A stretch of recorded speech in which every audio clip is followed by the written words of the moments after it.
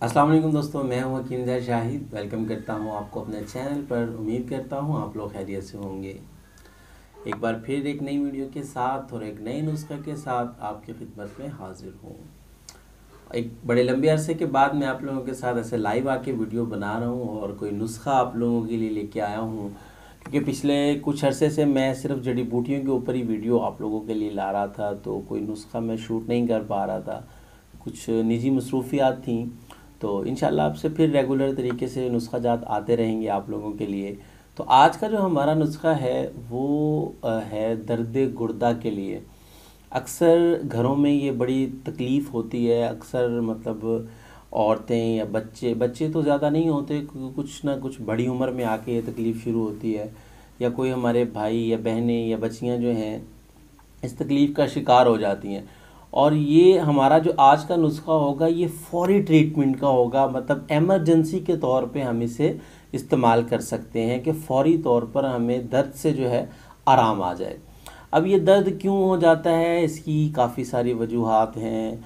तो मतलब वर में गुर्दा हो गया, या गुर्दे में पथरी है, या पथरी कहीं फंस गई है, या गुर्दों के अंदर जो नालियाँ होती हैं जो बारीक, उनमें सोजिश आ गई है, या वो गुच्छे की सूरत बन गई है। तो ये वजूहात काफ़ी सारी हैं। तो अब अलामात में क्या आ जाता है, यहाँ ये आपको बताना बहुत ज़रूरी है कि गुर्दे का दर्द का पता कैसे चलेगा कि ये गुर्दे का दर्द है। अब होता क्या है कि कमर में हल्का हल्का सा दर्द शुरू हो जाता है और आहिस्ता आहिस्ता आहिस्ता आहिस्ता वो बढ़ता जाता है। ये हमेशा गुर्दे का जो दर्द होता है ये बैक से शुरू होता है, पहले कमर में महसूस होता है, फिर ये इस साइड पे आना, मतलब फिर टीसें पड़ना शुरू हो जाती है इसमें। और जब ये मर्ज़ थोड़ा सा ज़्यादा होता है तो मछली की तरह जो है मरीज़ तड़पना शुरू हो जाता है, और इसमें पेशाब जो है वो बार बार महसूस होता है। ये इसकी अलामात में आ जाता है। अब अगर गुर्दों में दर्द री की वजह से हो रहा है, अगर री ही दर्द होगा तो उसका कोई मकाम आपको पता नहीं चल पाएगा। मतलब आप ये जज नहीं कर पाएंगे कि मेरे दर्द यहाँ है, कहाँ पे दर्द हो रहा है। मतलब गुम दर्द जिसको अगर आप कह लें तो ये होता है, और कोई मकाम नहीं होता उस दर्द का। तो ये होता है रीही दर्द। तो हमारा जो आज का नुस्खा होगा वो इसीलिए होगा कि रात के अगर किसी पैर में 12 बजे 1 बजे अगर किसी को ये शिद्दत से मर्ज मतलब जो दर्द शुरू हो जाता है, तो उसमें आप फौरी तौर पे कैसे अपना इलाज कर सकते हैं। बाद में आप अपना ट्रीटमेंट करें, लेकिन दर्द से फौरी निजात कैसे हासिल कर सकते हैं, तो आज का नुस्खा हमारा यही है। तो चलिए दिखाते हैं आपको कि आपने क्या क्या चीज़ें लेनी है और क्या नुस्खा आपने इस्तेमाल करना है। उससे पहले के वीडियो को आगे लेके चलें, अगर अभी तक आप लोगों ने चैनल को सब्सक्राइब नहीं किया तो सब्सक्राइब ज़रूर कर लीजिए और बेल आइकन को ज़रूर प्रेस कर लीजिएगा, ताकि मेरी हर नई आने वाली वीडियो आपको मिलती रहे। तो चलिए चलते हैं आज के अपने नुस्खा की तरफ। जी दोस्तों, तो हम आ चुके हैं अपने आज के नुस्खा की तरफ। तो हमें जिन चीज़ों की ज़रूरत होगी वो सिर्फ 2 अदद हैं। नंबर 1 पे हमें चाहिए होगा अर्के गुलाब, या आप किसी भी कंपनी का ले लें, लेकिन अच्छी कंपनी का लें। अगर कोई आपके पास ऐसा तबीब है, हकीम है जो अपना ख़ुद तैयार करता है तो आप उससे ले लीजिए, लेकिन बेहतर है कि लोकल लेने से किसी करशी कंपनी का, मैं आपको ये करशी की कोई मशहूरी नहीं कर रहा, करशी का ले लीजिए, अजमल का ले लीजिए, हमदर्द का ले लीजिए, मरहबा का ले, मतलब जितनी भी अच्छी कंपनियां हैं आप उनका अर्के गुलाब बड़े वाली बोतल जो 800 ml की होती है ये आपने ले लेना है, ठीक है। और इसके साथ आपने काला नमक ले लेना है। काला नमक जो है हमें चाहिए होगा तकरीबन 15 ग्राम, और 1 अदद हमें चाहिए होगी अर्के गुलाब की बोतल। अब आपने क्या करना है, बहुत सिंपल सा मेथड है। अर्के गुलाब में काले नमक को मिक्स कर देना है अच्छे तरीके से।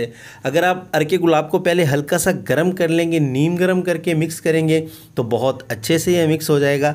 ये मेरे पास काला नमक पिसा हुआ मौजूद है, लेकिन अगर आपके पास साबुत नमक जो होगा तो उसे आप अर्के गुलाब नीम गर्म करके उसके अंदर अच्छे से हल कर लेंगे। मतलब इसमें नीचे ज़र्रात ना हो, बस बिल्कुल ये अच्छे से हल हो जाना चाहिए। तो आपकी दवा जो है वो तैयार हो गई है। अब इसको कैसे इस्तेमाल करना है या इसका क्या तरीक़ाकार है, या आपको आगे चल के बताते हैं। तो चलिए आपको बताते हैं कि इसको कैसे इस्तेमाल करना है।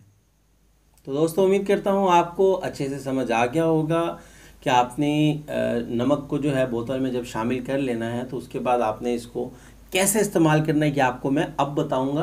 लेकिन आपको ये अच्छे से समझ ज़रूर आ गई होगी कि आपने इसको बनाना कैसे है।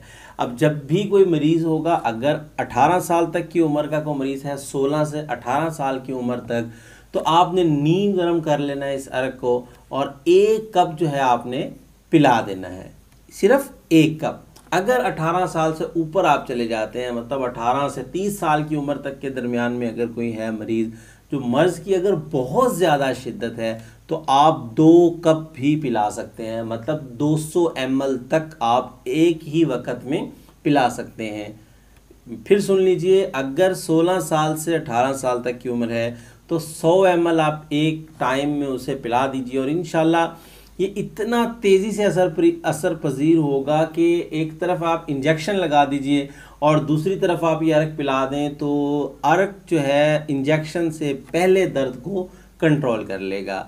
और दर्द कंट्रोल होने के बाद जो भी आप दवा ले रहे हैं, हिकमत में देसी ले रहे हैं, अंग्रेज़ी या कोई भी इस्तेमाल कर रहे हैं, तो वो आप इस्तेमाल कीजिए, लेकिन फौरी तौर पे आपको रिलीफ मिल जाएगा। और अगर 18 से ऊपर 18 से 30 साल तक की उम्र है, तो आप अगर दर्द की शिद्दत में, अगर नॉर्मल दर्द है, बर्दाश्त वाला है, तो 1 कप लीजिए। अगर बहुत ज़्यादा शिद्दत है, मतलब बर्दाश्त नहीं हो पा रहा, मरीज़ मछली की तरह तड़प रहा है, तो आप उसे 2 कप इस्तेमाल करवा दीजिए और इंशाल्लाह फौरी तौर पे जो है आपको, आपका जो मरीज़ होगा वो सेहतयाब हो जाएगा।